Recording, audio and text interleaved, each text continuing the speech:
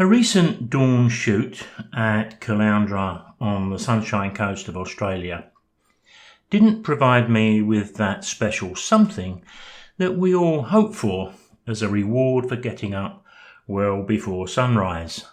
But of course that's the way things are. Nature travels its own path and sometimes we just don't get what we hope for. But in my opinion, sunrise just seems to have that something special that sunset often doesn't. It has a clarity and stillness that's hard to beat. On this particular morning, it didn't quite have that for me, and I left my tripod in the car, which is quite unusual for me to take shots like this handheld. Not because we can't do that, of course we can, but I quite like the convenience of a tripod, and that does allow me to stay with that 100 ISO setting. Despite all the advances of modern photography, I do like a quality exposure, so if I can stay at 100 ISO, I will always do so. And of course, as you get older, it's not quite so easy or convenient to get those low angles you once could when you was in your 30s and 40s. And a tripod does enable that quite well. The image I have open in Photoshop has already been edited through Camera Raw. But the one thing I haven't done is to crop the image. Now you would think that would be one of the first things I did in Camera Raw, but let me show you why. I'm going to go across to the toolbox on the left, I'm going to select my crop and click into the picture. Now as we view the image, we can see that the horizon line in the seascape would have been nice to have been nicely placed on that bottom line of the rule of thirds grid to make the composition classically rule of thirds.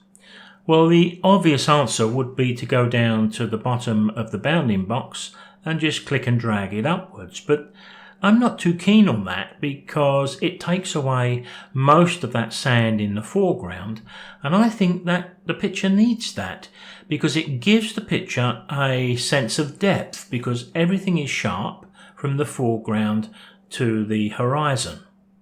So I'm going to do something different here. So I'm going to move up to my selection tools and I'm going to pick up my rectangular marquee.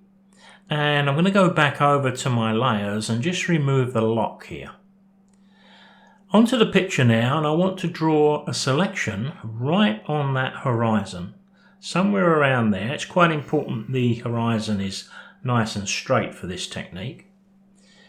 I'm going to make the line just a little bit soft, very little, with the select and mask here.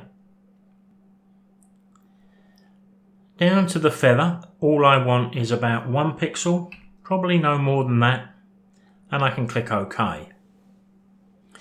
Now I'm going to remove what's within those pixels with the shortcut keys of Ctrl X, which is the same as going up to the menus at the top, Edit Cut, and then Edit Paste or Ctrl V, and it pastes what I've just selected in the wrong place. But if we pick up the move tool from the top of the toolbox, I can drag this down into place. Now as we look at those two parts of the image where they meet, we can see there's a tiny little gap there, but we can fix that in a moment. What I'm going to do with just this part of the image is to select it with my free transform tool.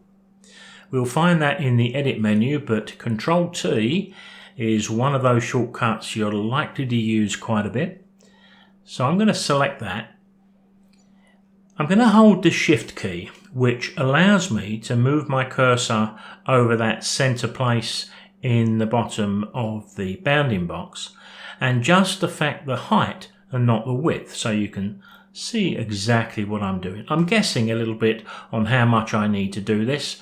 Let's say something like that. Now if I go up to the little tick or hit the enter key, I can commit that change. But of course I do have that little problem there. Let's just zoom in a little bit. But with that layer selected, If I pick up the Move tool from the toolbox on the left, I can use my arrow keys on the keyboard to nudge it up 1 or 2 pixels, and we can fix that problem. Then, if I go back to my crop tool now, and I drag up the bottom to that point, you can see our rule of thirds, which I can commit, is the perfect composition for the image we have. And of course, at some stage we would need to amalgamate these together. So from here, I could choose to flatten. So this is one of those simple layers techniques which we're not likely to need all that often, but it's nice to have them up your sleeve for when you do. I'll see you next time.